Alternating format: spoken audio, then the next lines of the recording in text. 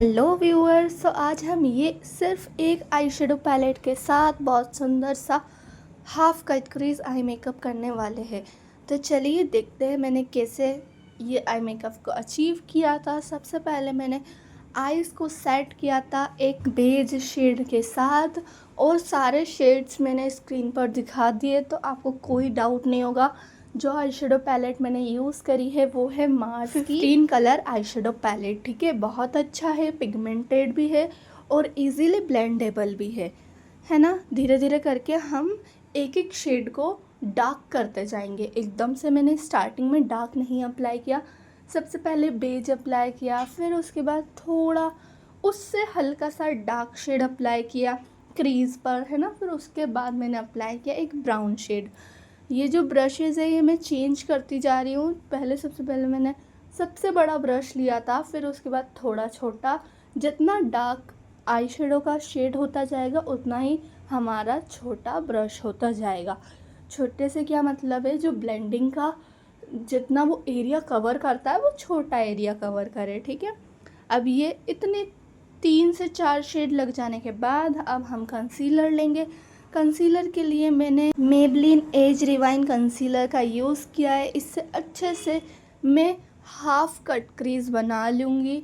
ज़्यादा फैलाना नहीं है कंसीलर को, बस अच्छे से प्लेस करते जाना है। ठीक है, प्लेस हो जाने के बाद हम उसे प्रॉपर जितने भी आईलिड है वहाँ पर ब्लेंड कर देंगे अच्छे से स्ट्रोक्स के साथ। देन एक ब्रश के साथ उसे ब्लेंड कर देंगे। अगर आप चाहो तो ब्लेंडर की हेल्प से भी ब्लेंड कर सकते हो।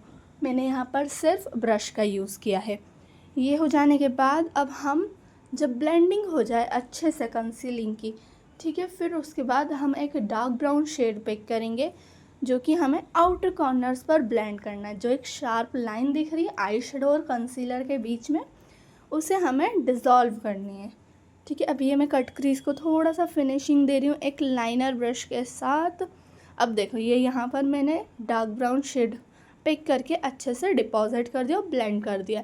ये जो ब्रश है ये ब्लेंडिंग ब्रश है। अच्छे से बस उसी एरिया पर ब्लेंड करना है। ऐसा नहीं करना है कि आप आगे ले आओ या फिर ज़्यादा पीछे ले जाओ, नहीं, उसी एरिया पर ब्लेंड करना है। ये हो जाने के बाद मैंने एक ये बेज शेड अगेन उठाया था और हमारा जो इनर कॉर्नर्स होता है वहाँ पर मैंने अप्लाई किया। अब इनर कॉर्नर्स स्टार्टिंग में, मतलब आईज़ की जहाँ इनर कॉर्नर्स होते हैं यहाँ से स्टार्ट करने का क्या मतलब है। पहली बात ये आपकी आईज़ को बड़ा दिखाता है, और अगर आपका कलर थोड़ा इधर उधर भी फैल जाता है तो कोई दिक्कत नहीं है। वहीं अगर आप डार्क शेड लगाओगे, अगर वो इधर उधर फैल गया तो आपका नोज़ का जो शेप है ना वो भी बिगाड़ देता है। ठीक है, तो इनर कॉर्नर्स में हमने लाइट शेड अप्लाई किया है। अब बारी आती है मिड की, तो मिड में ये दोनों शेड से मिलता जुलता कोई सा भी शेड आप अप्लाई कर सकते हो, या तो आप डार्क शेड और लाइट शेड को मिक्स करके भी अप्लाई कर सकते हो, है ना। मैंने ये चीज़ें सारी मेंशन की। अब एंड में फिंगर की हेल्प के साथ हल्का सा डैबिंग मूवमेंट में मैंने शिमर अप्लाई किया था। शिमर भी मैं बता चुकी हूँ, उसी पैलेट का है। फिर हमने अप्लाई किया था लाइनर। लाइनर जो था वो मेबलिन का जेल आई लाइनर था, और इसकी हेल्प के साथ बहुत ही सुंदर सा विंग लाइनर ड्रॉ करेंगे। इनर कॉर्नर्स पर भी विंग बनाएंगे, आउटर कॉर्नर्स पर भी विंग बनाएंगे। इससे हमारी आई कैट इफ़ेक्ट देती है, बहुत सुंदर लगती है, अट्रैक्टिव लगती है। तो हम कुछ ऐसा ही अचीव करने की कोशिश करेंगे, और ये ट्राई करना है दोनों आईज़ में इक्वल लाइनर लगे, ताकि ऐसा ना रहे कि हमारी एक आई ज़्यादा ऊपर लग रही है, ये एक आई ज़्यादा नीचे। ठीक है, तो इक्वल करने की कोशिश करना है। ना एक आईज़ मोटी लगनी चाहिए, ना ही एक आई पतली लगनी चाहिए। थोड़ी सी प्रैक्टिस के साथ आपका लाइनर परफेक्ट हो जाएगा, पर उसके लिए प्रैक्टिस करनी पड़ेगी। अब ये वाला आई मेकअप आप सभी रिक्रिएट करिए और मुझे इंस्टाग्राम, यूट्यूब हर जगह टैग करिए, ताकि मैं आपका आई मेकअप भी देख पाऊँ। ठीक है, ये हो गया इतना। फिर उसके बाद बारी आती है विंग ड्रॉ करने की। तो विंग ड्रॉ करने के लिए इनर कॉर्नर्स का बताती हूँ। सबसे पहले जो हमारा ब्रश है उसको एकदम स्लांट में रखेंगे। देखो जैसे अभी मैंने दिखाया था, जिस टाइप से रखा था वैसा हम स्लांट में रखेंगे, और उससे हम नोज़ के कॉर्नर तक आएंगे। जब इनर कॉर्नर पर लग जाए फिर आउटर कॉर्नर पर विंग ड्रॉ करेंगे। सबसे पहले एक लाइन ड्रॉ करेंगे, उसको गाइडलाइन मानेंगे, फिर उसके बाद उसको ऊपर वाले लाइनर के साथ मर्ज कर देंगे। ऐसे ही दोनों आइज़ पर फॉलो करेंगे। मैंने लाइनर आउटर कॉर्नर से मोटा और इनर कॉर्नर से पतला रखा था ताकि मेरी आइज़ इससे आलमंड शेप की लगे। हम लाइनर और आई शेडो की हेल्प से आई का थोड़ा सा शेप चेंज कर सकते हैं, पर इसका मतलब ये नहीं है कि पूरा ही चेंज हो जाएगा, थोड़ा बहुत चेंज हो सकता है।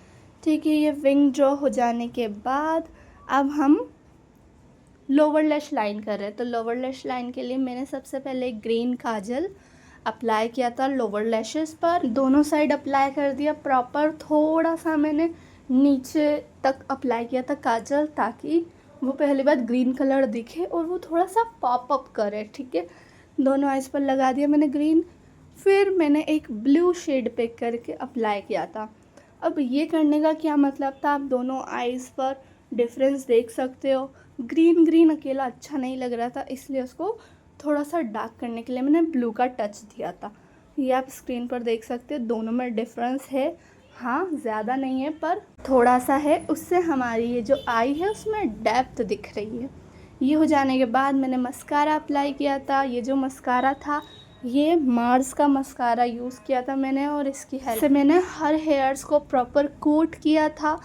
अगर आप चाहो तो आई लैशेस को कर्ल भी कर सकते हो, पर मैं यहाँ पर फॉल्स लैशेस लगाने वाली हूँ, इसलिए मैंने कर्ल्स नहीं की, क्योंकि जो मेरी लैशेस थी वो थोड़ी सी स्ट्रेट, थोड़ी सी अपवर्ड डायरेक्शन में जा रही थी इसलिए। और मैं मस्कारा तो ऑलरेडी लगा ही चुकी थी, तो इसलिए वो दोनों मर्ज हो जाएंगी।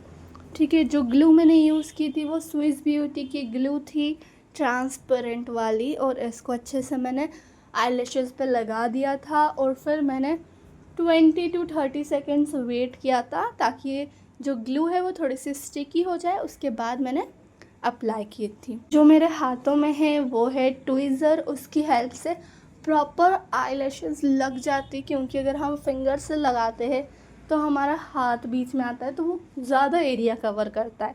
ठीक है, इससे दिखती है आपको किस जगह पर अप्लाई हुई है, किस जगह पर स्टिक अच्छे से नहीं हुई है। समझ में आया? उसके बाद हम आईब्रोज़ को फिल कर लेंगे। आप चाहो तो कोई से भी आई शेडो के साथ भी फिल कर सकते हो, पर मैं यहाँ पर हिलरी रोडा के आईब्रो पोमेड का यूज़ कर रही हूँ और इससे अच्छे से आईब्रोज़ को इक्वली ड्रॉ कर रही हूँ, या फिर आप बोल सकते हो डिफ़ाइन कर रही हूँ। एकदम प्रॉपर फिल नहीं करी है, जितनी भी गेप्स थी वहाँ पर मैंने अच्छे से पोमेड को अप्लाई कर लिया। उसके बाद पूरा मेकअप डन हो चुका है, हाइलाइटर, ब्लशर। अब आप मुझे बताइए कैसा लगा।